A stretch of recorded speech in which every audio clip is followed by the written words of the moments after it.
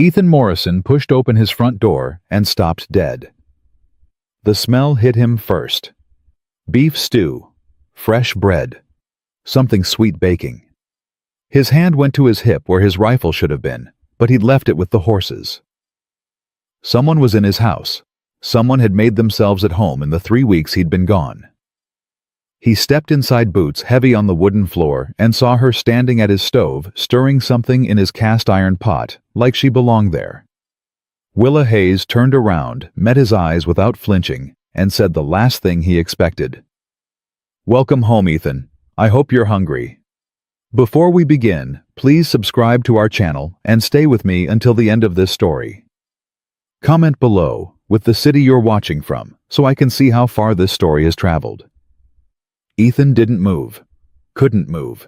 His muscles had locked up somewhere between the doorway and the impossible sight in front of him. "What are you doing in my house?" Willa set down the wooden spoon with deliberate care. "Making you supper." "I can see that. I'm asking why."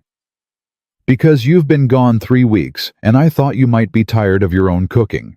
Or lack of it." He took another step inside, slow and cautious, like approaching a spooked horse. "How did you even know I was coming back today?" "Tom Fletcher at the Mercantile mentioned your herd was spotted near the North Ridge this morning. Simple arithmetic after that." Ethan's jaw tightened. "That doesn't explain what you're doing here. In my house. Uninvited." "You're right, it doesn't." Willa wiped her hands on the apron she'd apparently found in his kitchen, the one that had belonged to his mother, packed away for years. "But I'm here anyway." "Mrs. Hayes?" "It's Miss Hayes now, has been for 2 years." Her voice didn't waver. "And you can call me Willa, since I've already made myself comfortable enough to use your kitchen."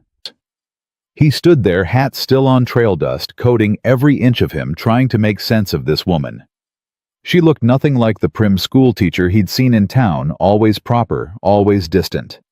Here in his kitchen, with her sleeves rolled up and her hair coming loose from its pins, she looked almost dangerous. "This isn't proper." "No, it's not." She turned back to the stove. "The stew's almost ready. You should wash up." "I should—" He stopped himself. "You can't just walk into a man's home and start giving orders." "I didn't walk in. I used the key you keep under the loose board on the porch, third one from the left." She glanced at him over her shoulder. "Not exactly Fort Knox, Mr. Morrison." His hands curled into fists at his sides. "You had no right." "You're absolutely correct. I had no right, no invitation, and no business being here." Willa pulled the pot off the heat. "But I am here, the food is ready, and you haven't eaten a decent meal in weeks. So, you can either throw me out and eat cold beans from a can, or you can sit down and let someone take care of you for once in your stubborn life." The silence stretched between them like a rope pulled taut. "Why?" The word came out rougher than he intended. "Why would you do this?" Willa's shoulders softened slightly. "Because I know what it's like to come home to an empty house, to walk through that door and have nothing but silence waiting for you. I know what it does to a person, Ethan. I know it better than you think." Something in her voice made him look at her differently, really look at her. He saw the shadows under her eyes, the slight tremble in her hands, that she was trying to hide the way she held herself together like glass that had been broken and carefully glued back into shape. "Your husband died 3 years ago. Consumption took him over 6 months. She met his eyes directly. "I spent every day of those 6 months watching him fade away, and then I spent 2 years after that learning how to live in a house that echoed. So yes, I know exactly what you're feeling right now, standing there wondering if you should trust this or run from it." Ethan pulled off his hat slowly. "I could have you run out of town for this." "You could, but you won't." "How do you know?" "Because if you were going to, you would have already done it instead of standing here arguing with me." She gestured to the table where 2 plates sat waiting. "Now are you going to wash up, or do I have to throw this perfectly good stew to the hogs?" He stared at her for another long moment, then turned and walked to the basin by the back door. The water was already waiting, still warm. She'd thought of everything. When he came back, she'd already served the plates. The table looked different than he'd ever seen it. 2 settings cloth napkins he didn't know he owned. The good silverware he'd never bothered to unpack. It looked like a home, instead of just a place to sleep between cattle drives. He sat down across from her, still wary. This is wrong. Probably. Willa picked up her fork. But I'm tired of only doing what's right and proper. That got me nothing but a cold house in Boston and a lot of well-meaning condolences. So you came to Montana. So I came to Montana. Took the teaching position, rented that little room above the mercantile, and tried to convince myself that starting over was the same as healing. She took a bite of stew, chewed thoughtfully. Turns out they're not the same thing at all. Ethan tasted the food. It was better than anything he'd had in months, maybe years. You're a good cook. My mother insisted. Said a woman needed to know her way around a kitchen. Willa's mouth twisted slightly. She never mentioned what to do when you're cooking for one, and the kitchen feels like a tomb. Is that what this is? You feeling sorry for yourself, so you decided to ambush me with supper? Her eyes flashed. I'm not ambushing you with anything. I'm offering you basic human kindness. If you're too proud or too stubborn to accept it, that's your problem, not mine. Human kindness. He set down his fork. That's what you call breaking into someone's home. I call it recognizing when someone needs help and actually doing something about it, instead of just praying from a distance and hoping God handles the details. I don't need help. Everyone needs help, Ethan. The only difference is some people are honest enough to admit it. She pushed her plate away slightly. I've watched you come into town these past months. You buy your supplies. You nod at people. You're perfectly polite. And you're completely alone. You live like you're still out on that cattle drive, even when you're surrounded by people. You don't know anything about me. I know you were in the war. I know you came back different like most men did. I know you built this ranch from nothing, and you work yourself half to death because it's easier than sitting still with your own thoughts. Her voice gentled. And I know that look in your eyes when you think no one's watching. That look that says you've seen things you can't unsee, and lost people you can't get back. Ethan's hand tightened around his fork. You need to leave. Not until we finish this meal. Mrs. Hayes. Willa. This isn't... He struggled for words. You can't just decide to fix me like I'm some broken wagon wheel. I'm not trying to fix you. I'm trying to feed you. She picked up her fork again, calm as Sunday morning. There's a difference. Is there? Yes. Fixing someone means you think they're broken. Feeding someone means you think they deserve to eat a hot meal and not be alone while they do it. She took another bite. Now eat your supper before it gets cold. He wanted to argue, wanted to stand up and tell her to get out of his house and stay out of his life. But the stew was good, and the company was unexpected. Not unwelcome, which bothered him more than the breaking and entering. They ate in silence for a few minutes. Real silence, not the echoing kind that made him aware of every creak in the floorboards. How did you find the key? He finally asked. I didn't. I watched you hide it 2 months ago when you came back from your last drive and thought no one was looking. You were watching me. I watch everyone. It's what teachers do. We observe. Willa met his eyes steadily. And I noticed that you always check that board 3 times before you go inside, like you're making sure it's still there. Like you're making sure you can still get into your own home. He felt exposed, seen in a way he hadn't been since before the war.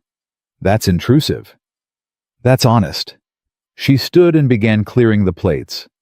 There's apple pie on the counter. I'll cut you a piece while you tell me what really happened out there on this drive. Nothing happened. We moved cattle, same as always. Liar. She sliced into the pie with practiced precision.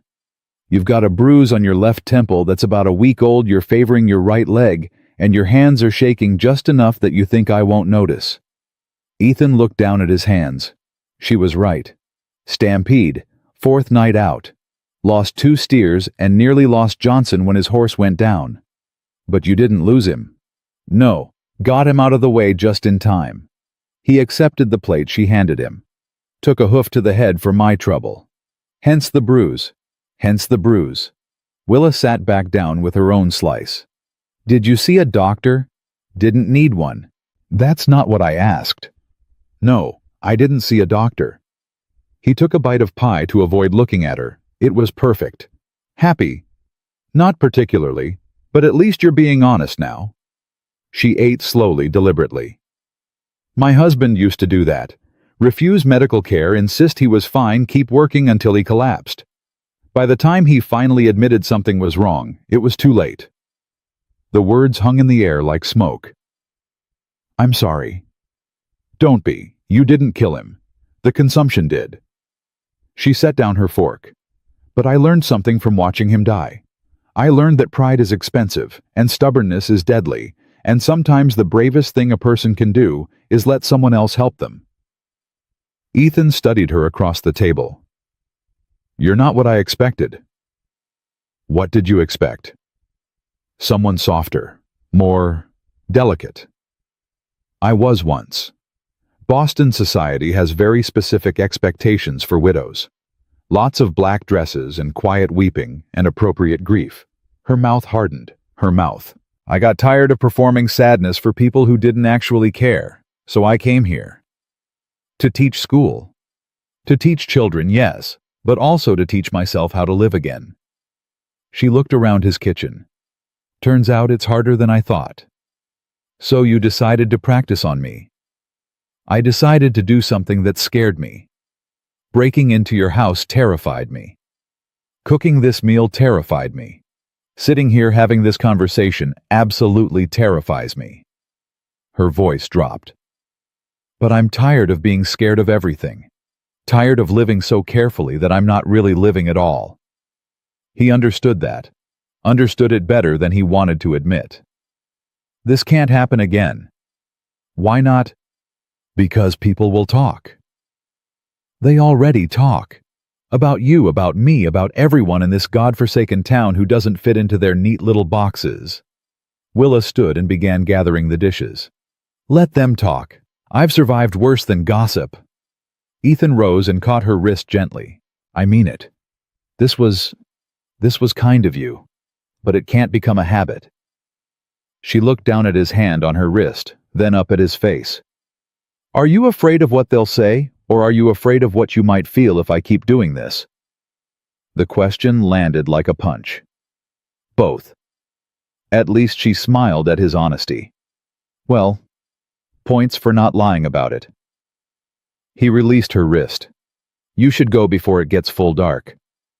I brought a lantern. Willa. I know. I'm going. She untied the apron and folded it carefully. But I'm leaving the leftovers. There's enough stew for tomorrow, and the pie should keep for a few days if you cover it.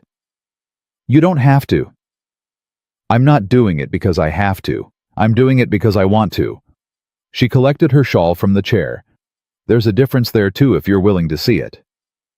He walked her to the door, every instinct screaming at him to ask her to stay to keep talking to fill the silence for just a few more hours. But he didn't. Couldn't. Willa paused on the threshold. Thank you for not throwing me out immediately.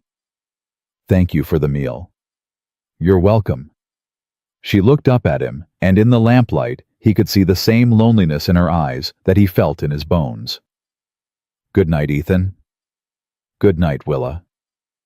He watched her walk down the path toward town, lantern swinging gently in her hand. Watched until the light disappeared over the ridge. Then he went back inside to an empty house that somehow felt emptier than it had before. The dishes were done. She'd left everything clean and put away. On the table sat a jar of preserves he hadn't noticed before, with a note tucked underneath, for your breakfast. Try not to be alone if you can help it. W. Ethan picked up the note, read it 3 times, then folded it carefully and put it in his pocket. He told himself he'd throw it away later. Told himself this was a one-time thing, a strange kindness from a lonely woman who didn't know any better. But he kept the note. And the next morning, when he opened that jar of preserves and spread it on bread that was still soft, He thought about her standing in his kitchen, like she'd always been there. Thought about her voice cutting through his defenses with surgical precision. Thought about the way she'd looked at him and seen straight through to all the broken parts he tried so hard to hide. 3 days later, he rode into town for supplies. Told himself it was routine. Told himself he needed flour and coffee and lamp oil. Told himself it had nothing to do with the school teacher who'd invaded his home and upended his carefully constructed solitude. But when he passed the schoolhouse and heard her voice through the open window teaching children their letters, he stopped. Just for a moment. Just long enough to hear her laugh at something one of the students said. Tom Fletcher caught him staring. "She's something, ain't she? That Willa Hayes." Ethan grunted and kept walking. "Heard she made you supper the other night." He stopped cold. "Where'd you hear that?" "She bought ingredients, more than usual, right before you got back." Tom grinned. "This is a small-town Morrison. People notice things. People should mind their own business." "Maybe, but they won't." Tom leaned against the mercantile counter. "You could do worse, you know. She's smart, independent, got her own money. And she clearly doesn't scare easy if she's willing to take on a ornery cuss like you. Nobody's taking on anybody. If you say so." Tom started tallying up supplies. "But if I were you, I'd at least thank her proper for the meal. Bring her some flowers or something. Show you've got manners." Ethan paid for his supplies and left without answering. But Tom's words stuck in his head like burrs on wool. Thank her proper. Like this was some kind of courtship instead of an unwanted intrusion. Except it hadn't felt unwanted. Not really. And that was the problem. He made it all the way back to the ranch before admitting to himself that he wanted to see her again. Wanted to hear her sharp tongue and watch her move through his kitchen like she owned it. Wanted to sit across from her and trade verbal blows until they both forgot to be so careful with their words. That terrified him more than any stampede ever had. The next Sunday, he found himself in town again. Told himself he needed to check on a horse at the livery. Told himself it had nothing to do with the fact that Willa usually walked to church around this time.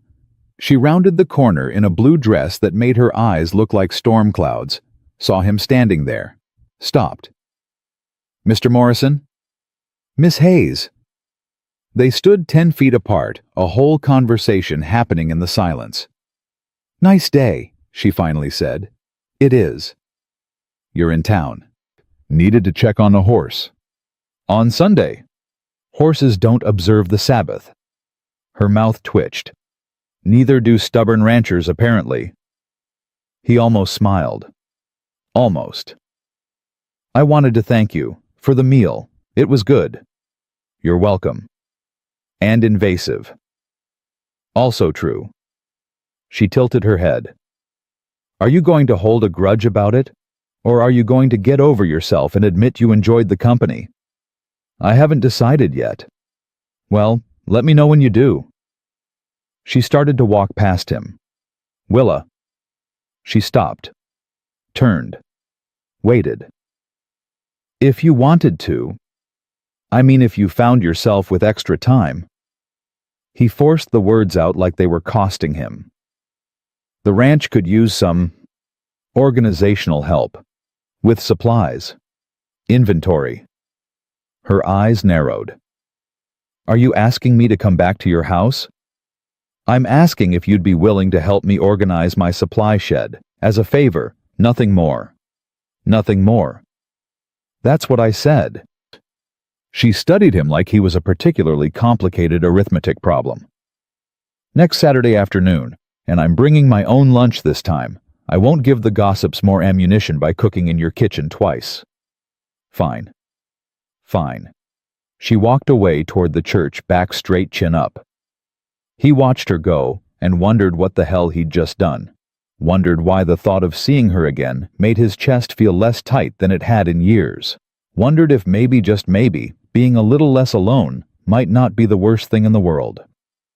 Saturday arrived with the kind of crisp autumn air that made everything feel sharper, more real. Ethan had been up since dawn, telling himself he was just doing normal ranch work, not preparing for Willa's arrival.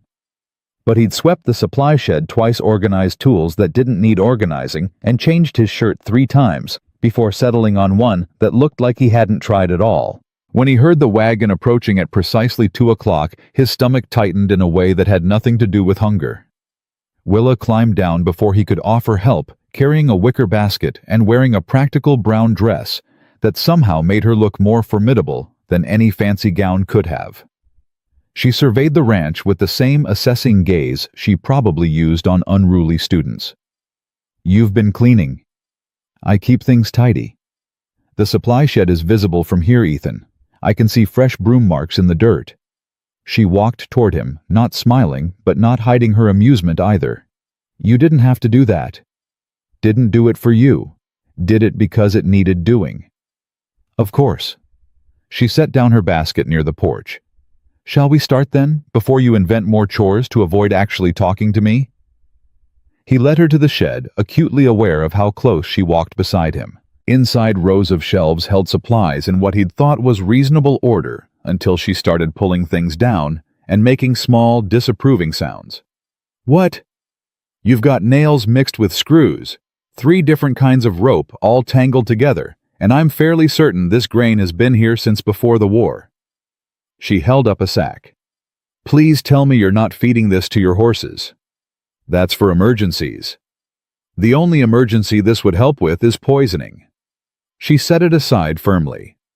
"This all needs to be sorted properly. Categories, labels, rotation schedule. I know where everything is. Do you know where your rat poison is stored relative to your animal feed?" He opened his mouth, closed it. "Point taken." They worked in silence for a while, her directing him moving supplies according to her increasingly specific instructions. She had a system for everything, and despite his initial resistance, he had to admit it made sense. "You're good at this," he said, stacking bags of grain in the order she'd specified. "I organize 30 children every day. This is simple by comparison." She wiped dust from her hands. "At least supplies don't argue back or put frogs in each other's lunch pails." "That happen often." "Last week, the Donnelly boy thought it would impress Sarah Miller." Willa shook her head. "I made him write 'frogs are not romantic gestures' 100 times. Ethan found himself almost smiling. "Did it work?" He's now leaving wildflowers on her desk instead. Slightly better, though, still against school rules. She paused, looking at him directly. "Why did you really ask me here, Ethan?" The question caught him off guard. "I told you, the shed needed organizing." The shed was fine, messy but functional. She crossed her arms. "So why?" He set down the sack he'd been holding. "I don't know." "Yes, you do. You're just afraid to say it." "Maybe I wanted to see if that night was real. If you were real, or if I'd imagined the whole damn thing." "And? You're real." He looked at her standing there in his shed covered in dust, completely unbothered by the mess. "Too real. Is that a problem?" "I don't know yet." Willa moved closer, and he could smell the lavender soap she used. "I scare you." "You terrify me." "Good." Her voice softened. "You terrify me too. That makes us even." "How do you figure?" "Because I haven't let myself care about anyone since William died. Haven't wanted to. It was easier to be alone, to keep everything at a distance." She met his eyes. "And then I walked into your house and saw someone who understood that loneliness, and it terrified me, because suddenly I wanted something I'd convinced myself I didn't need anymore." His throat tightened. "What did you want?" "To not be invisible. To matter to someone who wasn't obligated to care." She reached out, touched his arm lightly. "To feel something other than numb." Ethan looked down at her hand on his arm. Such a small gesture, but it felt like the most dangerous thing that had happened to him in years. "I can't promise you anything." "I'm not asking for promises. I'm asking for honesty." Her hand dropped away. "Can you do that much?" "I can try." "Then try this. Tell me what you're thinking right now. Not what you think you should say, but what's actually going through your head." He took a breath. I'm thinking that having you here feels right in a way that scares the hell out of me. I'm thinking that I've spent 6 years building walls around myself, and you walked through them like they weren't even there. I'm thinking—" He stopped, the words catching. "Keep going." "I'm thinking that if I let myself want this want, it's going to hurt when it ends. And I don't know if I can survive that kind of hurt again." Willa's expression shifted, something raw crossing her face. "You think I don't know about that kind of hurt? I watched my husband die for 6 months, Ethan. 6 months of watching him fade away a little more each day, knowing there was nothing I could do to stop it. And when he finally died, I felt relief. Do you understand what that does to a person? To be relieved that someone you loved is dead? That's not your fault. Isn't it? I was supposed to love him enough to want him to keep fighting, but instead I was grateful it was over. Grateful I didn't have to watch anymore, didn't have to pretend I still saw my husband in that wasted shell of a man." Her voice cracked. "So don't talk to me about hurt, like you're the only one who knows what it costs." The silence that followed felt like standing in the eye of a storm. "I'm sorry," Ethan said quietly. "I didn't mean— I know what you meant, but you need to understand something." She stepped closer. "I came here to Montana to escape that guilt, to start over where nobody knew me as poor Willa, whose husband died so tragically. And for a while that worked. I could be just the school teacher, just another person trying to make a life on the frontier. But then I saw you, and I recognized something in you that I saw in myself. Someone who was so busy running from the past that they'd forgotten how to live in the present." "You don't know what you're talking about." "Don't I? Tell me about the war, Ethan. Tell me what you're really running from." His hands clenched into fists. "No." "Why not?" "Because some things are better left buried. Nothing stays buried forever. It just rots and poisons everything around it." She reached for his hand, uncurling his fist gently. "Talk to me." "I can't." "You can. You're just choosing not to." Her thumb traced across his knuckles. "What happened?" The touch broke something in him. Words started spilling out before he could stop them. There was a boy. Couldn't have been more than 17. Fresh-faced, eager, thought war was going to be some grand adventure. Ethan's voice went flat. "I was his sergeant. Supposed to keep him alive. Supposed to teach him how to survive." "What was his name?" "Danny. Danny Cooper from Pennsylvania. Used to talk about his sweetheart back home, how he was going to marry her when the war ended." He pulled his hand away from hers, needing the distance. "We were pinned down, taking fire from 3 sides. I told him to stay down, told him to wait for my signal. But he panicked. Stood up to run. I tried to grab him, but he was hit. Took 3 bullets before he even knew what happened. Died in my arms, asking me to tell his sweetheart he was sorry. Sorry he wouldn't be coming home. Sorry he broke his promise." Willa's eyes glistened. "That wasn't your fault. I was his sergeant. You were a man in an impossible situation. I should have held on to him harder. Should have.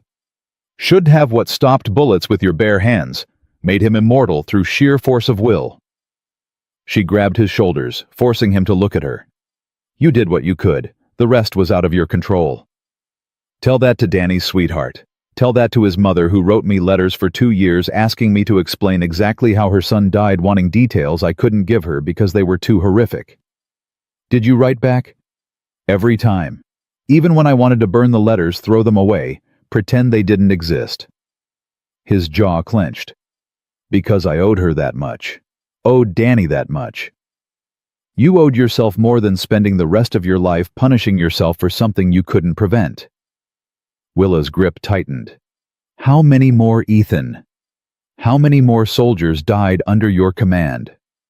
14. Over 3 years. 14 men who trusted me to keep them alive. And how many did you save?" He blinked, thrown by the question. "What? You heard me. How many men made it home because of you? How many survived because you were there?" That's not the point." "That's exactly the point. You've been carrying the weight of 14 deaths for 6 years, but you won't let yourself count the ones you saved. Why? Because they don't balance out. No, they don't. But they matter. Those men went home to their families, their sweethearts, their lives because you kept them alive. Doesn't that count for anything? Ethan turned away, unable to look at her anymore. You don't understand. Then make me understand. Explain to me why you think you deserve to suffer alone for the rest of your life. Because if I stop, if I let myself forget even for a moment, then they died for nothing. Then I'm just another man who survived when better men didn't. Better men. Willa's voice went hard. You think those soldiers were better than you? You think Danny Cooper would want you to spend your whole life drowning in guilt over his death? It doesn't matter what he'd want. He's dead. And you're alive. That has to mean something. It means I got lucky. It means I'm a coward who stayed alive while braver men died. She slapped him. Not hard, but sharp enough to snap his head around. He stared at her in shock. Don't you dare! Her voice shook with fury. Don't you dare call yourself a coward! You carried those men with you for 6 years. You wrote letters to their families. You built a life here despite everything you've been through. That's not cowardice, Ethan. That's survival. That's strength. You don't know what you're talking about. I know that I watched my husband give up. I know what it looks like when someone decides dying is easier than living. And I know that you're nothing like that. She grabbed his face with both hands. You're still here. You're still fighting. That makes you one of the bravest men I've ever met, even if you're too stubborn to see it. His hands came up to circle her wrists, but he didn't push her away. Why do you care? Because someone needs to. Because you're worth caring about even if you don't believe it. Her voice softened. And because I'm tired of watching you punish yourself for being human. Willa, no, you listen to me now. I came to your house that night because I couldn't stand the thought of you coming home to nothing. And I came here today because I wanted to see if maybe, just maybe, we could help each other stop being so damn alone all the time. She released his face but didn't step back. But I can't do this if you're going to keep treating yourself like you're not worth saving. I never asked you to save me. I'm not trying to save you, you stubborn fool. I'm trying to show you that you're allowed to be happy. That you're allowed to want things and have things and not feel guilty about it every second of every day. He stared at her, this fierce woman who'd crashed into his life and refused to let him hide anymore. What if I don't know how? Then we'll figure it out together. She took his hand again, gentler this time. One day at a time. One moment at a time. Until being happy doesn't feel like betraying the dead. Something in his chest cracked open. I don't deserve you. Probably not. But that's not really the point, is it? She managed a small smile. The point is whether you're willing to try. Whether you're willing to let someone in, even if it terrifies you. And if I hurt you, then I'll survive. I've survived worse. Her thumb stroked across his knuckles again. But what if you don't? What if instead of hurt, we find something worth keeping? You're asking me to take a hell of a leap. I'm asking you to take a step, just one. See how it feels. Ethan looked down at their joined hands, thought about Danny Cooper and all the others, thought about 6 years of isolation and guilt, thought about Willa standing in his kitchen with her sharp tongue and soft eyes offering him something he'd convinced himself he didn't deserve. One step, he said quietly. One step. He pulled her closer slowly, giving her every chance to back away. She didn't. When their foreheads touched, he closed his eyes and just breathed, letting himself feel the warmth of another person after so long in the cold. This is terrifying, he whispered. I know. I might run, might push you away. I know that too. Why are you willing to risk it? Because the alternative is going back to being alone, and I've had enough of that to last a lifetime. She pulled back just enough to meet his eyes. Besides, you're worth the risk, even if you don't see it yet. Before he could respond, the sound of hoofbeats interrupted them. They stepped apart quickly, Willa smoothing her hair, while Ethan turned to see who was approaching. Tom Fletcher rode up on his bay mare, grinning like he'd just won a prize. "Afternoon, didn't mean to interrupt." "You're not interrupting," Willa said smoothly. "I was just helping Mr. Morrison organize his supplies." "That's so." Tom's grin widened. "Mighty neighborly of you, Miss Hayes."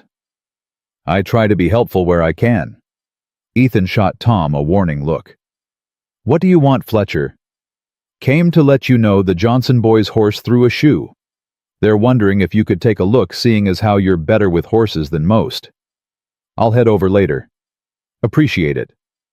Tom tipped his hat to Willa. "Ma'am, enjoy your organizing." He rode off, still grinning. As soon as he was out of sight, Ethan cursed under his breath. "By tomorrow, the whole town will know you were here." "Let them know." Willa picked up where they'd left off in the shed, completely unconcerned. "I'm not ashamed of helping a neighbor." "They won't see it that way." "Then they can think what they like. I stopped caring about gossip when I moved here." She handed him a box of nails. "Besides, if we're going to try this, we might as well be honest about it." "Try what exactly?" She paused, looked at him directly. "Whatever this is. Whatever it's becoming." His heart hammered. "You're asking me to court you.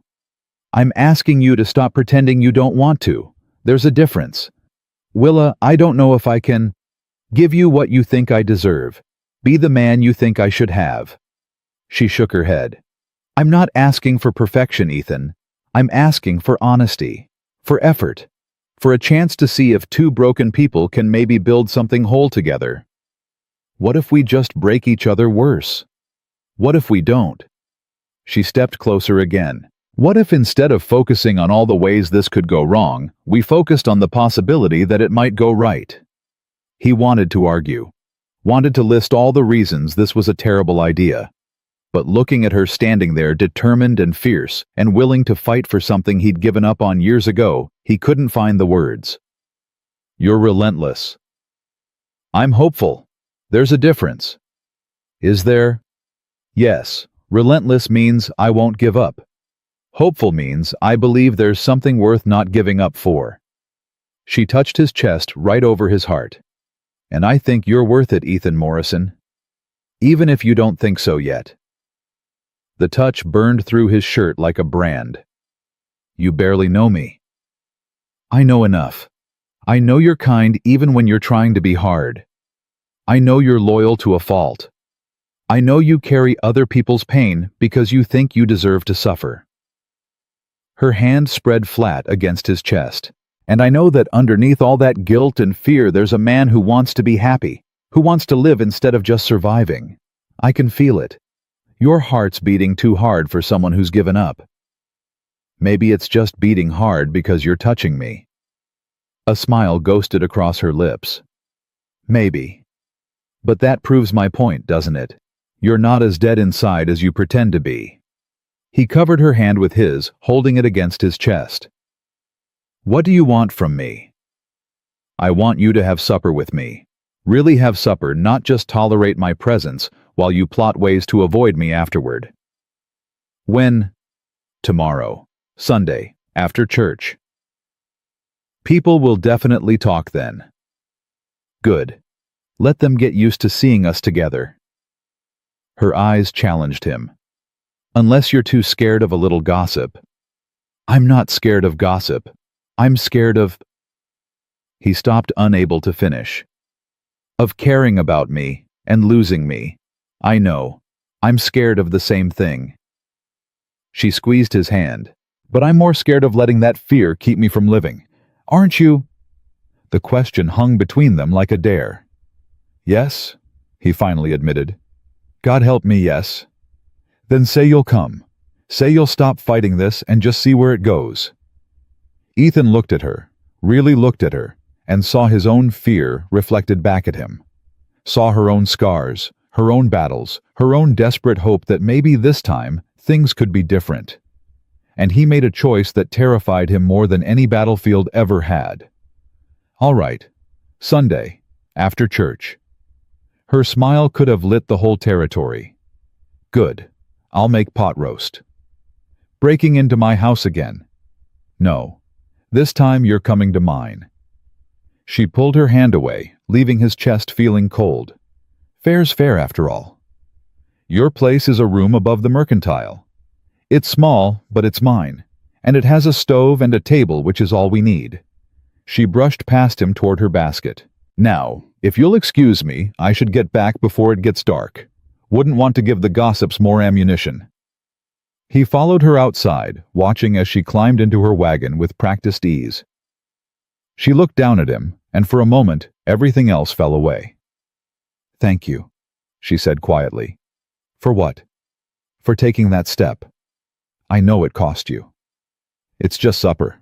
No, it's not, and we both know it. She gathered the reins. I'll see you tomorrow, Ethan. Don't make me come find you. I'll be there. Promise. He hesitated, then nodded. Promise. She smiled, really smiled, and drove away. Ethan stood there long after she'd disappeared, wondering what the hell he'd just agreed to, and why the thought of seeing her again made him feel more alive than he had in 6 years. Sunday morning found Ethan standing in front of his mirror for the 4th time, trying to decide if he looked like a man going to dinner or a man preparing for his own execution. He'd shaved twice, changed shirts 3 times, and seriously considered riding in the opposite direction of Silver Creek. But he'd made a promise. And despite everything, he was still a man who kept his word. Church was agony. He sat in the back like always, but this time he was painfully aware of Willa 3 rows ahead. Her back straight, her attention on Reverend Matthew's sermon about charity and community. Every time someone glanced his way, he wondered if they knew. If Tom Fletcher had already spread the word that the hermit rancher was courting the Boston widow. When the service ended, he tried to slip out quickly, but Mrs. Patterson cornered him at the door. Mr. Morrison, how lovely to see you in town 2 weeks in a row. Ma'am. I hear Miss Hayes has been helping you organize your ranch. Her smile was too sweet, too knowing. How generous of her to offer her time like that. She's a helpful neighbor. Oh, I'm sure she is. Very helpful indeed, Mrs. Patterson's eyes glittered with barely contained gossip. It's just so unusual for a single woman to spend time alone with a single man. People do talk, you know. Then people should find better things to do with their time. I'm simply saying that if Miss Hayes values her reputation is spotless, and anyone who suggests otherwise will answer to me. His voice went cold. Are we clear, Mrs. Patterson? The older woman's face flushed. Well, I never. Good. Let's keep it that way. He walked away before she could respond, his jaw tight with anger. This was exactly what he'd feared. The whispers, the judgment, the way small-minded people could poison something good before it even had a chance to grow. Willa was waiting outside talking to Sarah Miller's mother. When she saw him, she excused herself and walked over completely unbothered by the stares following her movement. You look angry. Mrs. Patterson was expressing concern about your reputation. Ah, the usual then. Willa adjusted her gloves. What did you tell her? That anyone who questions your character would have to go through me first. Something warm flashed in her eyes. My knight in dusty armor. I'm serious, Willa. This is going to get worse before it gets better. I know, but I stopped letting other people's opinions run my life when I left Boston. She linked her arm through his deliberately where everyone could see. Shall we scandalize them further by walking together in broad daylight? You're enjoying this. I'm enjoying watching you defend me. There's a difference. She steered him toward the mercantile. Come on, dinner won't cook itself. The stairs to her room were narrow and steep. Ethan followed her up, hyper-aware of how small the space was, how intimate.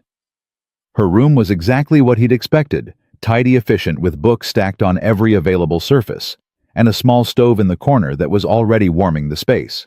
"It's not much," she said, removing her hat. "But it's mine. It's more than I expected." "You expected a hovel. I expected something more austere, given your Boston upbringing." "Boston taught me to appreciate comfort. Montana taught me to make do with what I have." She moved to the stove, checking the pot already simmering there. "Besides, I've learned that home isn't about how much space you have. It's about whether you feel safe there." "Do you feel safe here?" She paused, considering.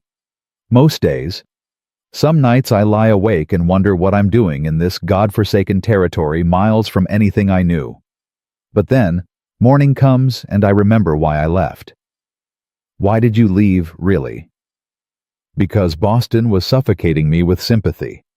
Everyone wanted to help poor Willa, tragic Willa, the young widow who'd lost her husband so tragically." She stirred the pot with more force than necessary.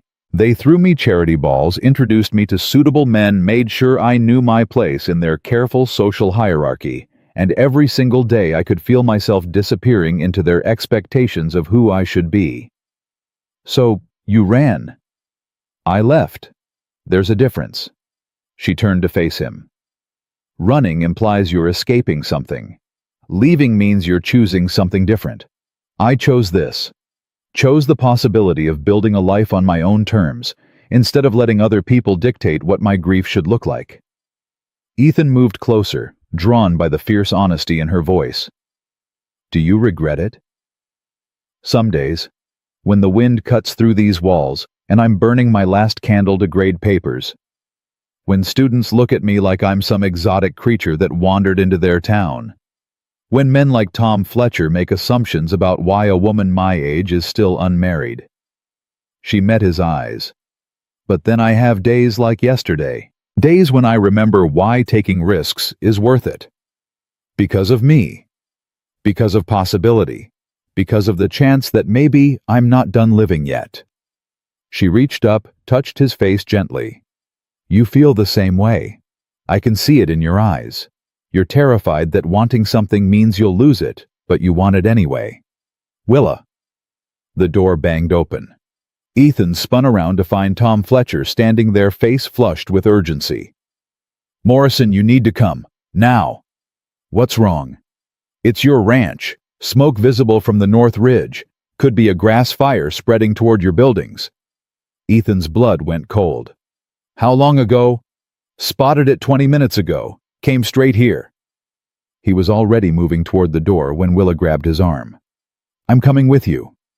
"No, you stay here where it's safe." "Like hell I will. You'll need every hand you can get if it's a real fire."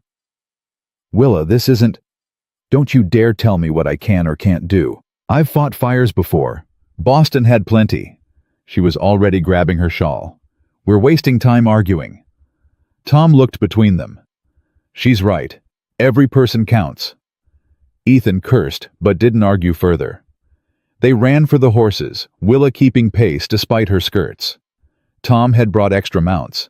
Within minutes, they were riding hard toward the ranch, Ethan's mind racing through worst-case scenarios. But when they crested the ridge, his stomach dropped. It wasn't a grass fire. It was his barn. Flames were already consuming the northern wall smoke, billowing black against the sky. "The horses!"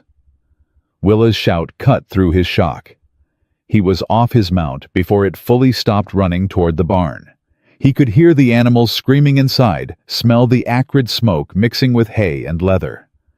The heat hit him like a physical blow, but he pushed forward anyway. "Ethan, wait!" Willa's voice desperate behind him. He ignored her, plunging into the smoke. The world became heat and darkness, and the terrified sounds of horses trying to break free from their stalls. He found the first one by feel, fumbling with the latch, yanking it open. The horse bolted past him toward the light. 2 more. He had 2 more horses inside. The smoke was thicker now, choking, blinding. He dropped low, crawling toward where he knew the stall should be. Found another latch, opened it. The horse nearly trampled him in its panic to escape.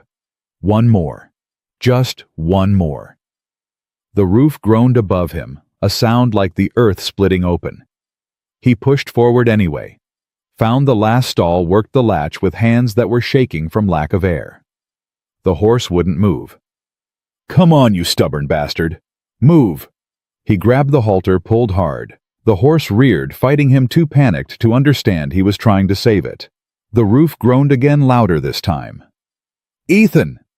Willa's voice much closer than it should have been. He turned and saw her silhouette in the smoke moving toward him. "Get out now. Not without you." She reached them, grabbed the horse's other side. Together, they pulled, dragged, forced the animal toward the door. The roof gave way just as they cleared the entrance. The crash was deafening, followed by an explosion of sparks that shot into the sky like demonic fireworks. Ethan and Willa hit the ground hard, the horse bolting to safety while flames consumed what was left of his barn.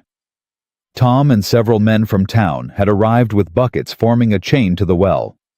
They worked frantically to keep the fire from spreading to the house and other outbuildings. Ethan tried to stand help, but his lungs weren't cooperating. He coughed hard enough to taste blood. Willa was beside him, her face streaked with soot, her dress torn and singed. "You could have died." The horses could have died too, but they didn't. You saved them. She grabbed his shoulders. "You saved them and nearly killed yourself doing it. What were you thinking?" "I was thinking I couldn't let them burn. I couldn't..." He coughed again, harder. "I couldn't lose them too." Her expression shifted from anger to understanding. "This isn't about the horses. This is about the war. About the men you couldn't save. Don't. Ethan, you can't keep trying to make up for the past by risking your life every chance you get. That's not heroism. That's suicide by installments. You don't understand. I understand that you ran into a burning building without thinking, without planning, because some part of you thinks you deserve to suffer, that you deserve to die for surviving when others didn't." She shook him slightly. "But I need you to understand something right now. You matter. Your life matters. And if you throw it away trying to atone for sins you didn't commit, then what was the point of any of this? The point of us. Of this." Her voice cracked. "Of me standing here terrified that I just watched you die because you value yourself so little that you'd rather burn than live."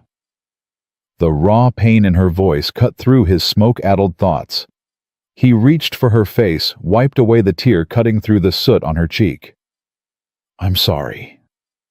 "Don't apologize. Just promise me you won't do it again. Promise me you'll start acting like your life is worth protecting." Before he could answer, Tom jogged over. "Fire's contained. Barn's a total loss, but the house is safe. Outbuildings too." He looked at them both. "You two all right?" "We're fine," Willa said, not moving from Ethan's side. "Good. Because Sheriff Wade wants to talk to you, Morrison. Says this wasn't no accident." Ethan's head snapped up despite the pain in his chest. "What?" "Found signs of accelerant. Someone set this fire deliberately." The words hit like a punch. Willa's hand tightened on his arm. "Who would do that?" she asked. "That's what the sheriff wants to know." Tom's expression was grim. "He's got some questions about your property boundaries. Something about a dispute." Ethan's jaw clenched. "Marcus Dalton.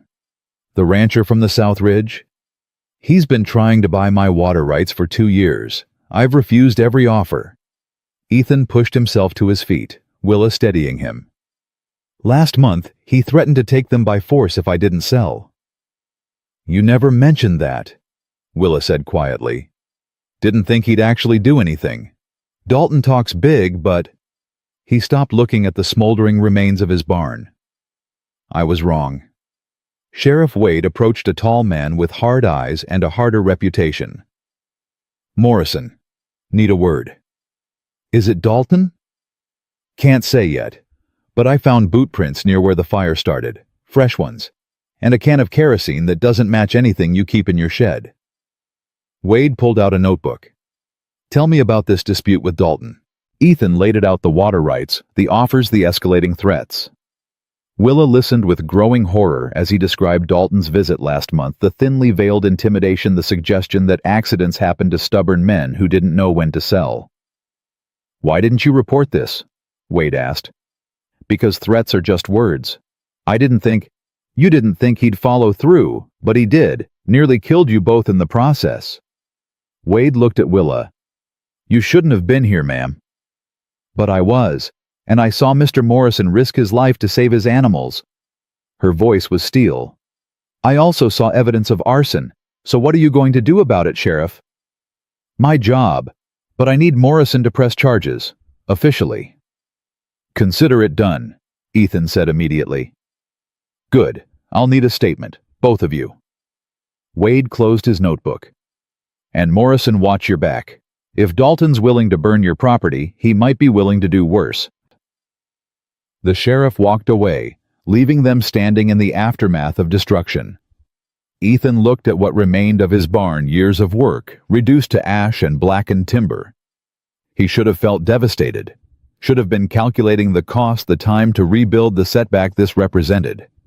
Instead, all he could think about was the woman beside him, who'd run into smoke and fire without hesitation, who'd risked herself to help save his horses, who was looking at him now with an expression that made his chest tight for reasons that had nothing to do with smoke inhalation. "You could have died," he said quietly. "So could you. But we didn't." She took his hand. "We're both still here. You shouldn't have come in after me. And you shouldn't have gone in alone. But we're both stubborn fools, so I suppose we're well matched." Despite everything, he almost smiled. "Well matched. Isn't that what I've been trying to tell you?" She leaned against him, and he wrapped an arm around her shoulders, without thinking. "We're better together than we are apart." Tom cleared his throat from a respectful distance. "Morrison, some of us are going to stay and keep watch tonight. Make sure nothing else catches. You should get cleaned up, see a doctor about those lungs." "I'm fine." "You're not fine," Willa said firmly. "You're coughing blood and you can barely stand. We're going to Doc Miller's right now."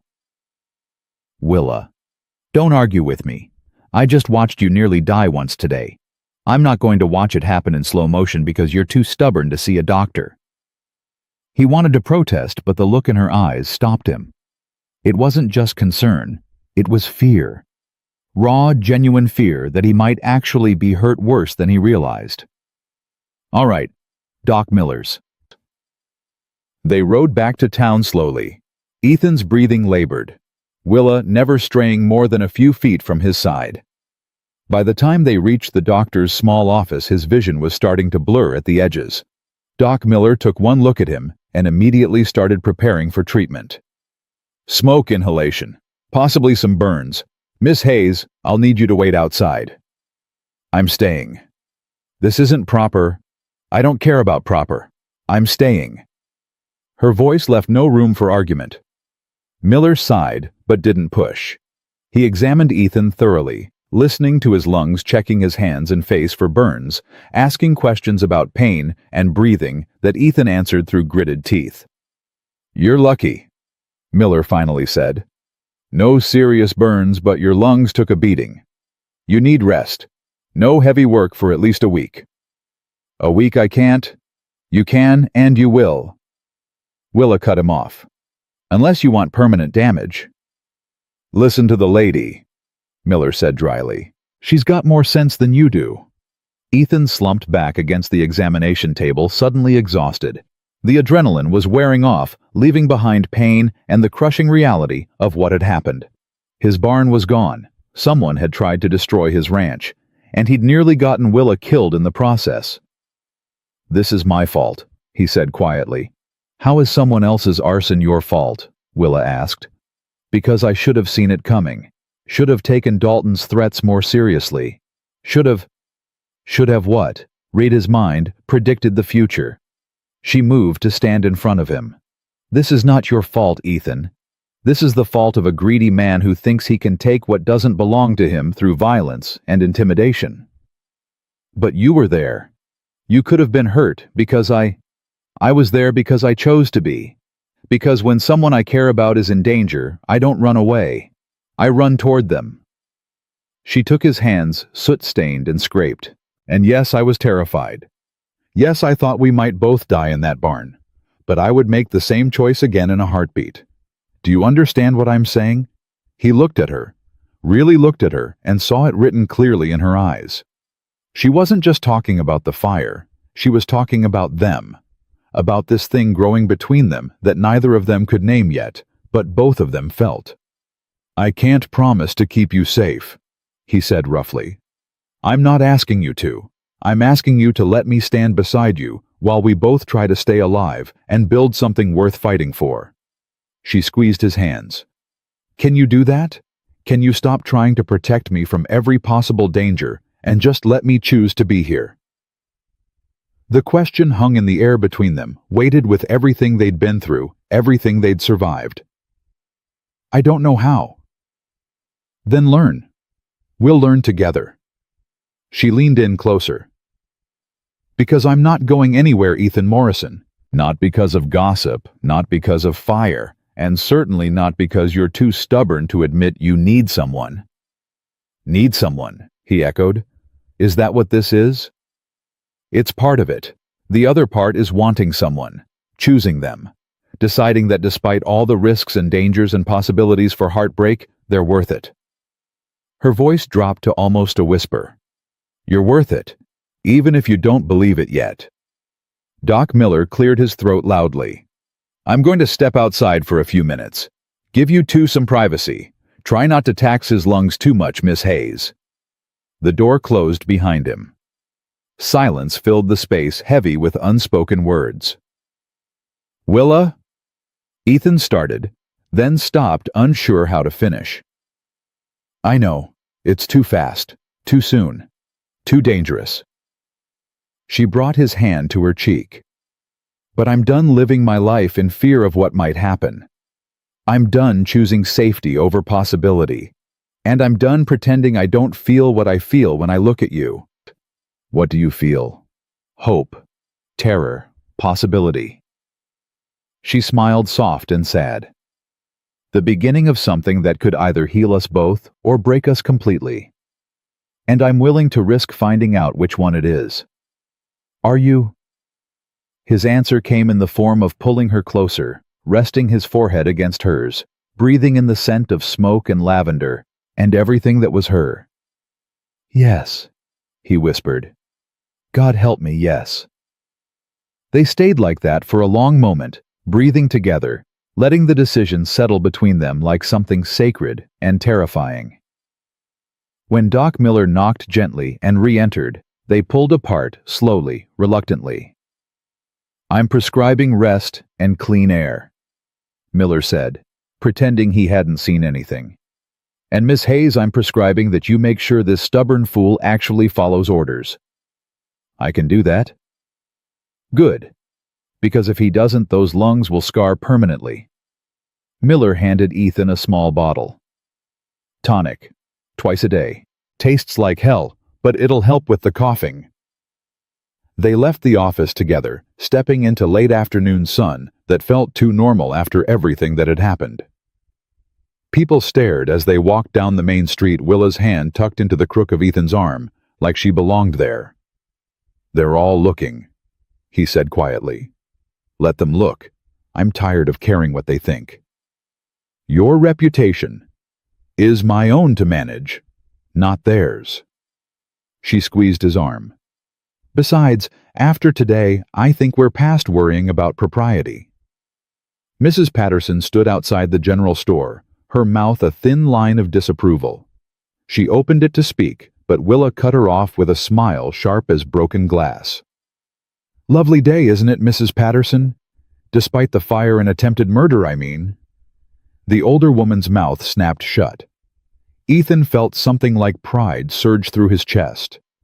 They made it to Willa's room without further interruption. She unlocked the door, ushered him inside, and immediately began heating water on the stove. "What are you doing?" "You need to wash. You're covered in soot and ash and probably half a barn." She pulled out a basin, started gathering cloths. Sit. I can clean up at home. Your home is currently surrounded by men watching for another fire. You're staying here until we figure out what happens next. Willa, I can't stay in your room. The scandal will be exactly the same whether you stay an hour or all night, so you might as well be clean and rested while people gossip. She poured hot water into the basin. Now stop arguing and take off that shirt. He hesitated, then obeyed. The shirt was ruined anyway, scorched and torn and reeking of smoke. When he pulled it over his head, Willa's breath caught. What? Your back. Ethan, your back is covered in burns. He'd forgotten about those, hadn't even felt them in the chaos. They'll heal. They need to be cleaned and dressed properly, or they'll get infected. She moved behind him, her fingers gentle on his shoulder. This is going to hurt. I've had worse. I know you have. But you don't have to pretend it doesn't hurt when it's just us. The tenderness in her voice nearly undid him. He sat still while she cleaned the burns with careful precision, each touch both painful and somehow comforting. She worked in silence, and he closed his eyes, letting himself feel cared for in a way he hadn't allowed in years. There, she said finally, securing the last bandage. Done. Thank you. Don't thank me yet. We still have to deal with Dalton. She came around to face him. What exactly does he want with your water rights? Control. There's a creek that runs through my property, only reliable water source for miles during dry season. If he owns it, he controls everything downstream. Can charge whatever he wants, squeeze out smaller ranchers, build an empire. Ethan's jaw tightened. I won't let him use my land to destroy other people's livelihoods. Even if it means he keeps coming after you. Especially then. Willa studied him. You know this isn't going to end with the barn, right? He'll escalate. Try something worse. I know. And you're still not going to sell. Would you, if you were in my position? She smiled slightly. No, I'd fight him tooth and nail, and probably get myself killed in the process. Her expression sobered. Which is why we need a plan that doesn't end with either of us dead. Did you think I was going to let you handle this alone? She sat beside him. We're in this together now. That's what you agreed to in Doc Miller's office. I agreed to let you stand beside me. I didn't agree to let you get caught in the crossfire of a range war.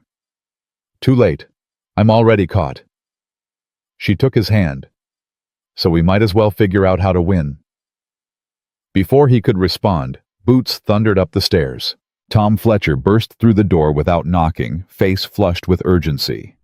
Morrison Dalton's at the saloon, drinking and bragging about how some people need to learn when to take a deal. Ethan was on his feet, instantly reaching for his shirt. Ethan, no.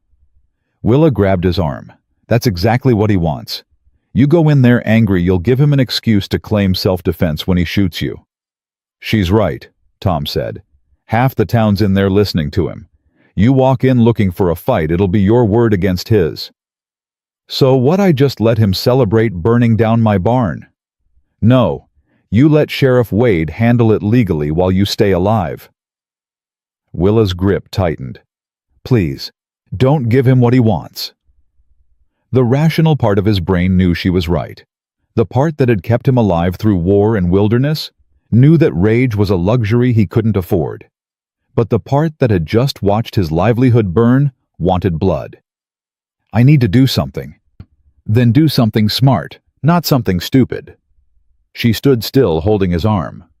Tom is Wade at the saloon. Last I saw, he was headed that way. Good. Then he'll handle Dalton, and we'll handle rebuilding. She looked at Ethan. That's how we fight him. Not with fists or guns, but by refusing to be broken. By building back stronger than before. He wanted to argue. Wanted to storm down to the saloon and make Dalton answer for what he'd done. But looking at Willa's face, seeing the fear she was trying to hide beneath determination, he forced himself to breathe. All right, we rebuild. Tom let out a relieved breath. Smart choice. I'll go make sure Wade knows what Dalton's saying. Might be enough to bring him in for questioning. After Tom left, Ethan sat down heavily, the fight draining out of him. I hate this. Hate feeling powerless. You're not powerless. You're choosing strategy over emotion. That takes more strength than throwing punches. Willa knelt in front of him. And you're not alone in this. I meant what I said. We rebuild together. You don't have to. Stop telling me what I don't have to do. I'm choosing this. Choosing you. Choosing us. Her eyes blazed. So unless you're planning to push me away, you're stuck with me. I don't want to push you away. Then don't. Let me help. Let me be part of this. He pulled her up to sit beside him, kept her hand in his. I'm not used to this. Having someone who wants to stay. I'm not used to wanting to stay. But here we are. She leaned her head on his shoulder, terrified and scarred and choosing each other anyway. They sat in silence as the light faded outside. Eventually, Willa made them both eat something bread and cheese that tasted like sawdust, but filled the empty spaces. When full dark fell, she lit lamps and pulled out her schoolwork grading papers while Ethan dozed fitfully in her only chair. He woke to shouting outside. Willa was already at the window looking down at the street. What is it? Dalton. He's drunk, and he's got men with him. Her voice was tight. They're heading toward the Mercantile. Ethan moved to the window, saw Marcus Dalton swaying in the street with 3 hired hands flanking him. Even from this distance, he could see the mean set to Dalton's mouth, the aggressive swagger of a man who thought he owned the world. I'm going down there. No. You're injured and outnumbered. I can't just hide up here while he terrorizes the town. You're not hiding. You're being smart. But her hand was already reaching for her shawl. Though if you're going down there, I'm coming with you. Absolutely not. Then you're staying here. She blocked the door. I'm not letting you walk into a fight you can't win. Willa.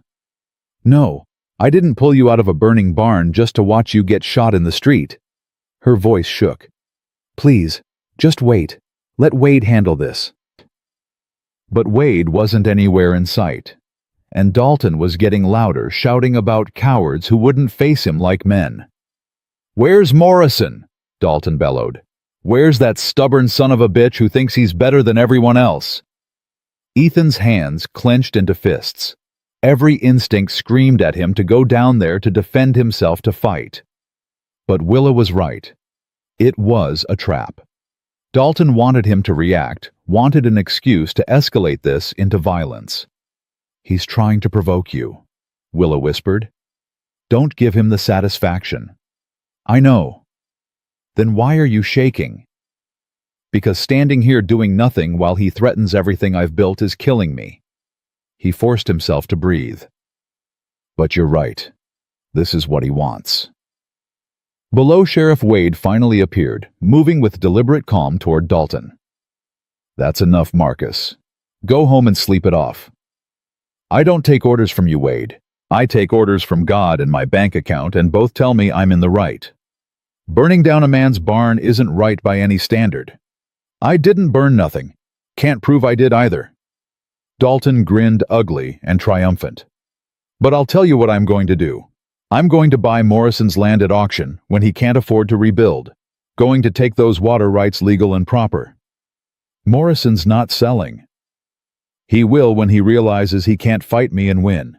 I've got money, I've got men, and I've got time. Dalton's voice carried up to the window. All Morrison's got is stubbornness and a pretty widow to keep him warm at night. That won't rebuild his barn, won't save his ranch. And it sure as hell won't stop me from taking what should have been mine from the start. Willa's hand found Ethan's, squeezed hard. He wanted to let go, wanted to storm down there and make Dalton eat those words.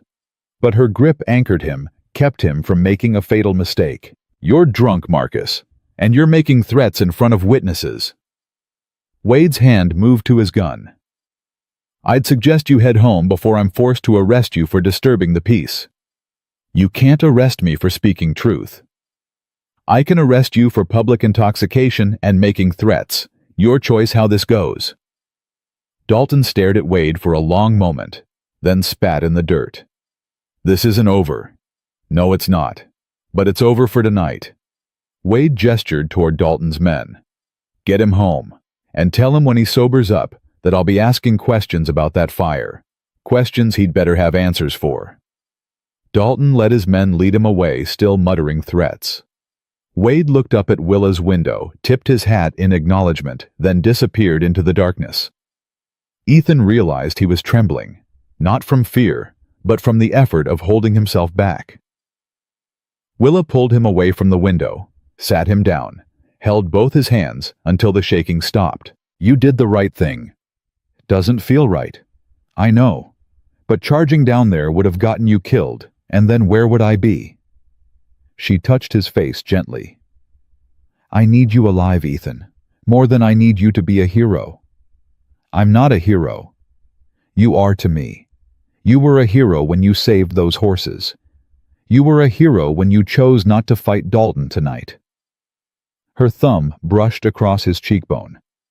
"And you're a hero for letting me stand beside you instead of pushing me away to keep me safe." He turned his face into her palm, closed his eyes. "I don't know how to do this, how to let someone care this much." "Neither do I, but we'll figure it out together." She leaned forward, rested her forehead against his. One day at a time, one moment at a time. They stayed like that until exhaustion finally pulled them under. Willa gave him her bed, insisted on sleeping in the chair despite his protests. He was too tired to argue, too worn down by smoke and fear and the emotional rawness of the day. But in the middle of the night, he woke to find her sitting on the floor beside the bed, her head resting on the mattress near his hand. He shifted slightly, and she stirred, looked up at him with sleep-heavy eyes. "What are you doing on the floor?" "Couldn't sleep in the chair. Kept worrying you'd stop breathing." "Willa, don't. Don't tell me I'm being ridiculous. I almost lost you today. Twice. I'm allowed to be scared." Her voice was small, vulnerable, in a way he'd never heard before. He moved over, made room on the narrow bed. "Come here. That's not proper. I don't care about proper anymore. Get up here before you freeze on that floor." She climbed up beside him, carefully keeping space between them. But when he wrapped an arm around her and pulled her close, she didn't resist, just curled into him like she belonged there, her head on his chest, her breath warm against his neck. "This is going to be complicated," she whispered. "I know. People are going to talk. Let them. Dalton's going to keep coming. I know that too. And we're both terrified of this." "Yes." She was quiet for a moment. Then, "But you're not going to run." "No, I'm done running." He held her tighter. "Are you done running or done being afraid?" "Either. Both." "I don't think I'll ever be done being afraid. Fear keeps us alive." She pressed closer. "But I'm done letting fear make my decisions for me. Done choosing safety over happiness."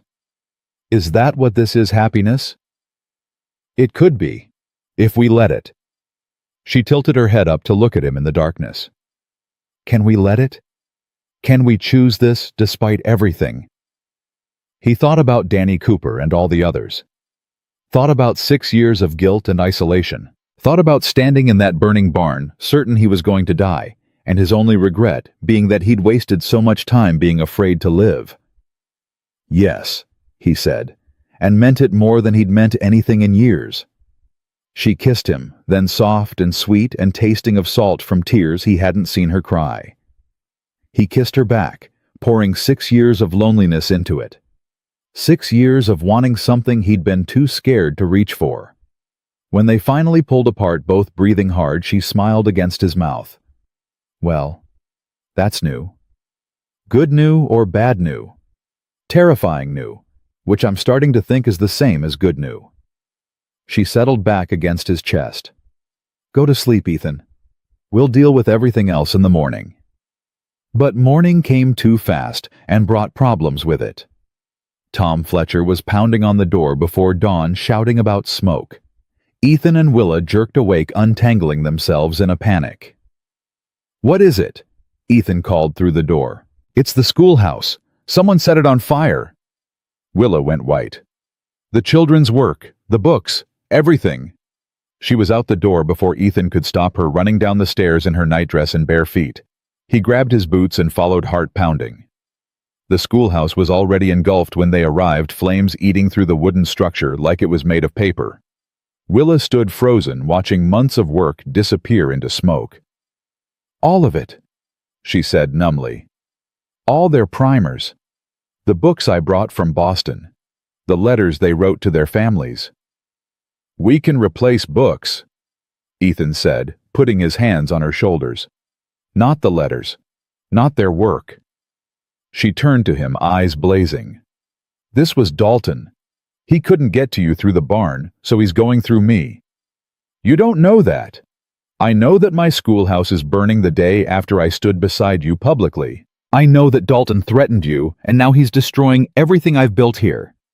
Her voice shook with rage. "This is my fault. I made myself a target by caring about you.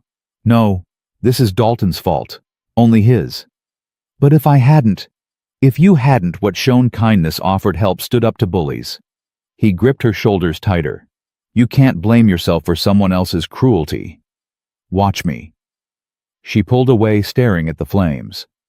"I should have known better. Should have kept my distance. Should have protected what I had instead of risking it for what? For me." The words came out sharper than he intended. "Is that what you were about to say? That you should have protected your precious, safe life instead of risking it for someone damaged like me?" "That's not what I meant." "Then what did you mean, Willa? Because it sounds like you're regretting everything that's happened between us." "I'm regretting that my students will have nowhere to learn, that their families trusted me to educate their children, and now I have nothing to offer them." Tears cut through the soot on her face. "I'm regretting that being with you has made me a target for a violent man who will apparently stop at nothing to get what he wants." "Then maybe you should walk away. Be safer without me." She stared at him like he'd slapped her. "Is that what you want? For me to leave?" "I want you to be safe." "Well, I want you to be safe too. But I didn't walk away when your barn burned. I didn't suggest you give up and let Dalton win." Her voice rose to a shout. "So don't you dare stand there and tell me to leave because things got hard. We're past that now. We're in this together. Or did last night mean nothing to you?" The fight went out of him. "Last night meant everything." "Then act like it. Stop trying to protect me by pushing me away. Stop assuming I'm too fragile to handle the consequences of choosing you." She stepped closer, grabbed his shirt. "I'm not fragile, Ethan. I'm furious. And I'm not going anywhere until we make Dalton pay for what he's done." Sheriff Wade approached, his expression grim. "Miss Hayes, Morrison, we need to talk." "Did you find Dalton?" Willa demanded. "Found him at his ranch. He's got alibis for the whole night. Says he was home with his foreman and 2 hands. He's lying. Probably, but I can't prove it, yet." Wade pulled out his notebook. "I need you both to tell me everything you know. Every threat, every interaction, every detail that might help me build a case." They spent the next hour laying out everything: the water rights dispute, the threats, both fires, Dalton's drunken rant the night before. Wade took notes, asked sharp questions, and promised to dig deeper. "In the meantime," he said, "I'd advise you both to be careful. If Dalton's escalating like this, he's not going to stop until he gets what he wants." "What he wants is my land," Ethan said flatly. "What he wants is control, and he's willing to hurt anyone who gets in his way to get it." Wade looked at Willa. "That includes you now, Miss Hayes. You've made yourself his enemy by standing with Morrison." "Then I'll stand with Morrison and be his enemy. I've faced down worse than Marcus Dalton." "Have you faced down a man willing to burn buildings with people inside them?" The question hung in the air like smoke. "No," Willa admitted. "But I'm about to learn."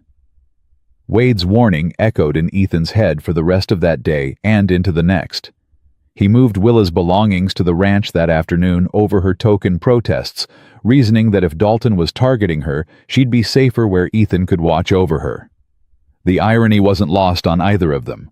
Her room above the Mercantile had seemed scandalous a week ago, but now nobody blinked at her staying at his ranch with half the town's men camping on his property as guards.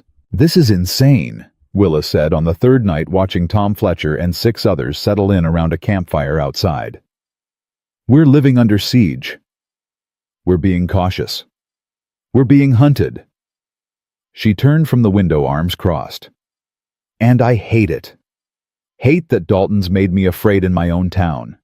Hate that he's turned your ranch into a fortress. Hate that we're waiting for him to make the next move instead of stopping him ourselves.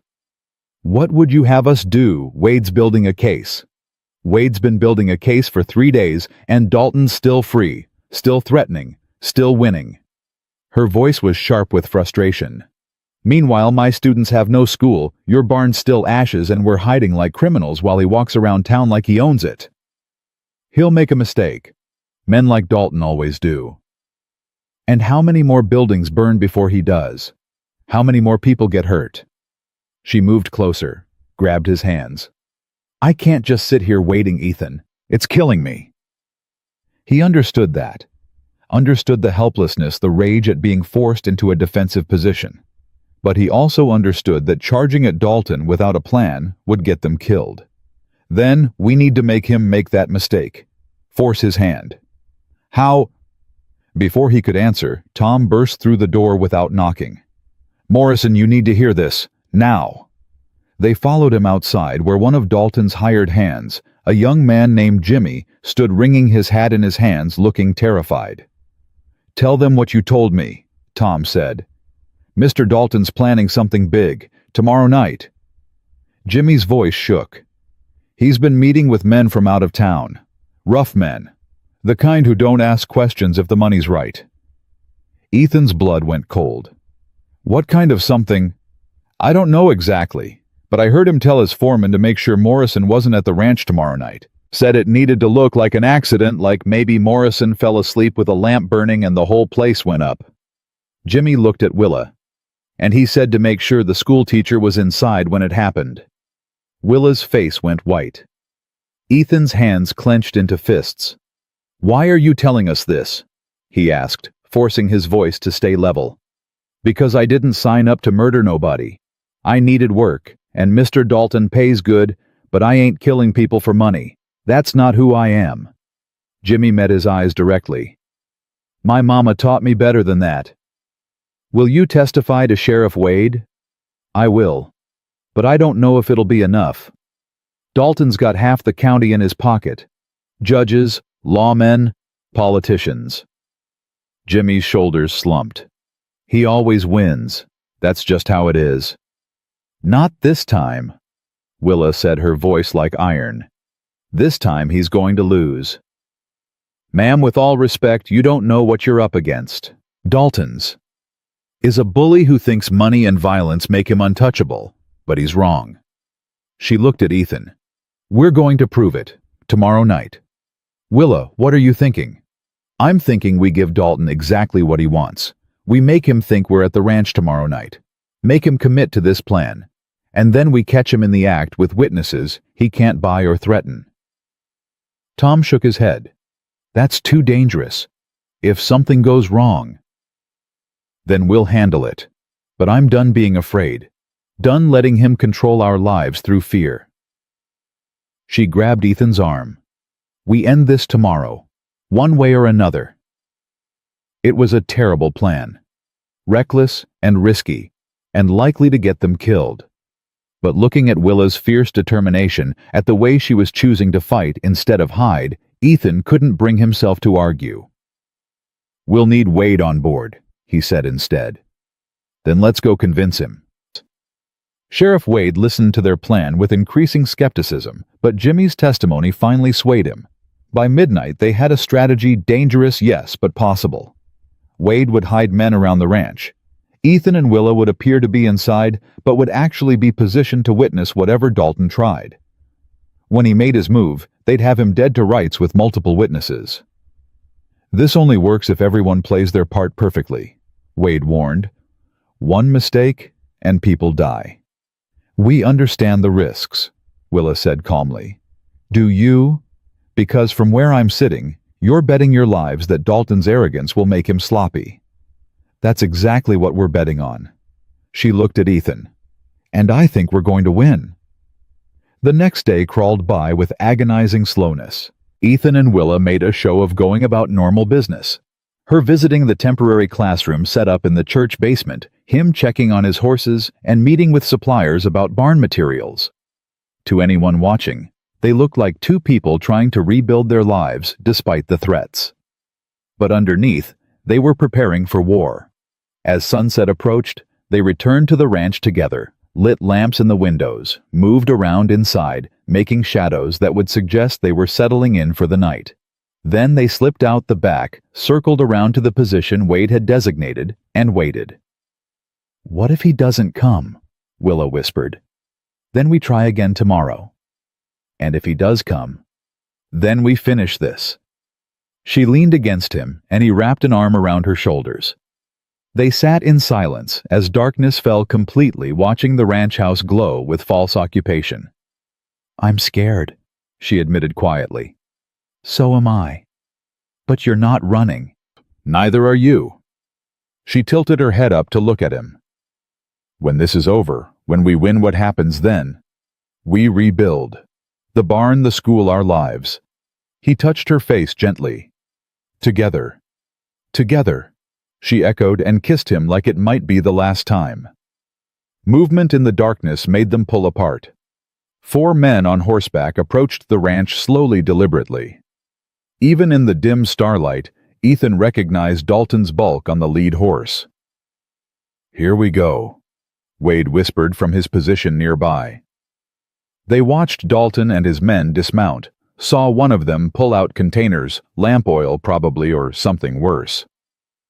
Dalton gave quiet orders, and the men spread out around the house. "Wait for it," Wade breathed.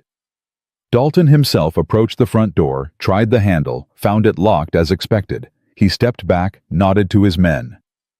"Now," Wade said, and chaos erupted. Lanterns flared to life all around the property, illuminating Dalton and his men in harsh light.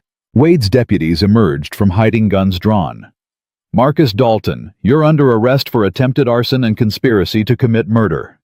Dalton spun around, saw the trap, and his face twisted with rage. "You've got nothing. I was just checking on my neighbor's property. Heard there might be trouble. Save it for the judge. We've got witnesses, including one of your own men who turned state's evidence." Wade gestured to his deputies. "Take them." Dalton's men surrendered immediately, but Dalton himself reached for his gun. Everything slowed down. Ethan saw the movement, saw Wade's hand go to his own weapon, saw Willa start to stand. "Don't!" Ethan grabbed her, held her down as Wade fired a warning shot into the air. "Draw that weapon, and I will shoot you dead where you stand." Wade said, his voice deadly calm. "Your choice." For a long moment, Dalton's hand hovered over his gun. Then slowly, he raised both hands. "Smart choice," Wade said. "Cuff him." As the deputies secured Dalton, he caught sight of Ethan and Willa emerging from their hiding spot. His eyes went wide, then narrow with hatred. "You think you've won? You think this changes anything?" Dalton spat toward them. "I've got lawyers, I've got money. I'll be out by morning, and you'll still be a nobody rancher with a burned barn and a whore." Ethan's fist connected with Dalton's jaw before the word was fully formed. The rancher went down hard, blood streaming from his split lip. "That's for calling her that," Ethan said quietly, shaking out his hand. Wade sighed. "I probably should arrest you for that." "But you won't," Willa said, moving to stand beside Ethan. "No, I probably won't." Wade pulled Dalton to his feet. "Get him out of my sight before I let Morrison hit him again." They watched as Dalton and his men were loaded into a wagon, their threats and protests fading as they were taken away. When the last sound of hoofbeats disappeared, silence fell over the ranch. "Is it really over?" Willa asked. The immediate danger. Yes. The legal fight. That's just beginning. Wade holstered his weapon. But you've got enough witnesses and evidence to make sure Dalton pays for what he's done. Jimmy's testimony alone will probably put him away for attempted murder. Thank you, Sheriff. Don't thank me. Thank yourselves for being brave enough to fight back. Wade tipped his hat. And maybe next time come to me before you set up a sting operation. We'll consider it, Ethan said. After Wade left, Ethan and Willa stood in front of his house. Their house, now he realized, and just breathed. The threat was gone. Dalton was in custody. They'd survived. We did it, Willa said, her voice shaking. We actually did it. You did it. This was your plan. Our plan. Our fight. Our victory. She turned to him, threw her arms around his neck. We won, Ethan. We stood up to a bully, and we won. He held her tight, buried his face in her hair, and let himself feel the relief. The triumph, the overwhelming gratitude that they were both still alive. I love you, he said, the words surprising him as much as her. She pulled back to look at him, eyes wide. What? I love you. I'm terrified of it, and I probably don't deserve it, but I love you. He cupped her face in his hands. And I don't want to waste another day pretending I don't. Tears spilled down her cheeks. You stubborn, impossible, beautiful man. I love you too. Have since the night I walked into your house uninvited and you looked at me like I was either crazy or dangerous. You're both. So are you. She laughed through her tears. We're perfect for each other. He kissed her, then long and deep and full of promise. When they finally pulled apart, both breathless, she smiled up at him. So what now? Now we rebuild. Everything. The barn, the school, our lives. He took her hand. Together. Together, she agreed. But first, we should probably go inside. People are still watching. He glanced around to see Tom and several others grinning at them from various positions around the property. Let them watch. I'm done hiding how I feel about you. Good. Because I'm done hiding too. She pulled him toward the house. Come on, we have planning to do. A wedding to arrange a barn to rebuild a school to reopen. Wait, a wedding? Did you think I was going to let you propose properly after everything we've been through? She laughed at his expression. We're getting married, Ethan Morrison. The only question is when. You're serious. Completely. Unless you're having second thoughts. He thought about it for exactly half a second. Not a single one. But shouldn't I be the one proposing? Feel free. I'll say yes. Will you marry me, Willa Hayes? Yes. Now can we go inside? It's freezing out here, and I'd like to celebrate our engagement somewhere warmer. They made it inside, and this time, when they stood in his kitchen, their kitchen, it felt different. Felt like home instead of just a place to sleep. Willa immediately started making tea like she'd done it 1,000 times before. We should set a date, she said, pulling out cups. How about next month? Next month. That's too soon. I need time to what, plan some elaborate Boston society wedding? He moved behind her, wrapped his arms around her waist. I don't need elaborate. I just need you. Standing up in front of the Reverend and promising to love me even when I'm stubborn and broken and difficult. You're going to be all those things forever. I know. That's why I need you to promise anyway. She turned in his arms, touched his face gently. I promise. Through stubbornness and brokenness and difficulty. Through fires and threats and whatever else this territory throws at us. I promise to stand beside you and fight with you and love you until the day I die. That's quite a vow. Good. Because I mean every word. She kissed him softly. Next month it is. The weeks that followed were a blur of activity. The town rallied around them in ways Ethan had never expected. Men showed up to help rebuild the barn without being asked. Women donated books and supplies for the new school. Even Mrs. Patterson, that old gossip, contributed fabric for new curtains and offered grudging congratulations on the engagement. Dalton's trial was swift and brutal. Jimmy's testimony, combined with evidence from the fires and multiple witnesses to the attempted arson, left no room for doubt. The judge sentenced him to 15 years in territorial prison and ordered him to forfeit his water rights to be distributed among the smaller ranchers he'd tried to squeeze out. Justice, Willa said when they heard the verdict. Actual justice. Doesn't happen often out here. Then we should celebrate when it does. She squeezed his hand. One threat down. Now we can focus on building instead of defending. The barn went up faster than Ethan had dreamed possible, raised by willing hands and genuine community support. The schoolhouse took longer, but Willa threw herself into it with fierce determination, and by the time their wedding day arrived, it was nearly complete. They married on a Sunday afternoon in late October, surrounded by the entire town. Willa wore a simple dress she'd made herself, cream-colored and practical, but beautiful in its simplicity. Ethan wore his best suit and tried not to shake when she walked down the aisle toward him. Reverend Matthews performed the ceremony with genuine warmth, speaking about healing and second chances and the courage it takes to build something new from the ashes of what was lost. When it came time for vows, Ethan spoke from his heart. I came back from the war broken. Spent 6 years thinking I didn't deserve happiness or peace or love. Then you walked into my house uninvited and refused to let me keep hiding. His voice caught. You saved me, Willa. Not from fire or danger, but from myself. From the belief that I wasn't worth saving. I promise to spend the rest of my life being worthy of that gift. Being the man you see when you look at me, even when I can't see it myself. Willa's tears flowed freely. I came to Montana running from grief and suffocating sympathy. Found a hard territory and harder people, and thought maybe I could disappear into the work of teaching children their letters. Then I saw you, this stubborn, lonely, beautiful man who carried his pain like it was his duty, and I recognized myself in you. We saved each other, Ethan. Pulled each other out of the darkness we'd both been living in.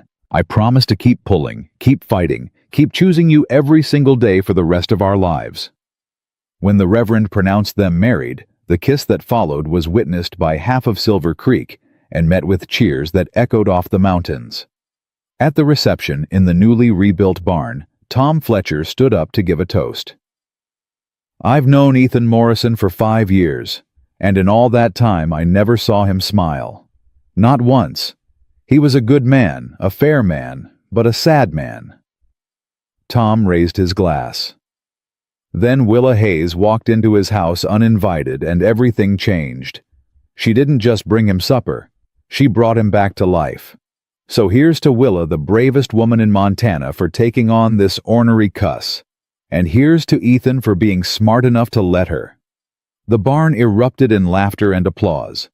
Ethan pulled Willa close, kissed her temple, and whispered, "Thank you." For what? For walking into my house that night. For refusing to give up on me. For choosing me even when it was dangerous and difficult, and everyone thought you were crazy. I am crazy. Crazy about you. She stood on her toes to kiss him properly.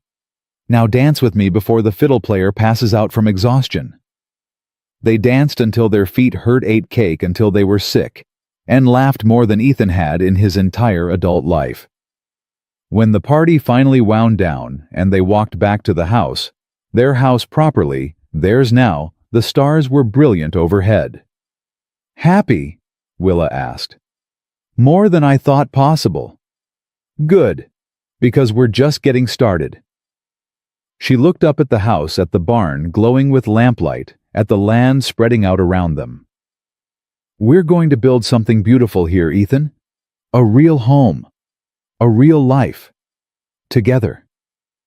Together, he agreed, pulling her inside and closing the door on the cold night. The years that followed brought challenges, droughts and harsh winters, difficult harvests and lean times. But they faced everything side by side, building their ranch into something prosperous and their marriage into something unshakable. Willa taught school for 3 more years before their first child came, a daughter they named Sarah, who had her mother's fierce determination and her father's quiet strength. 2 more children followed, a son named William after Willa's first husband, because healing meant honoring the past while building the future, and another daughter named Grace, who reminded them both that second chances were real and worth fighting for. Through it all, through every hardship and triumph, Ethan never forgot that night Willa walked into his house uninvited. Never forgot the gift she'd given him by refusing to let him stay alone. Never forgot that love sometimes meant taking the risk, making the first move, choosing possibility over safety. And every year on their anniversary, he made her the same meal she'd made that first night, beef stew and fresh bread and apple pie. And they ate it together at the same table, remembering where they'd started and celebrating how far they'd come.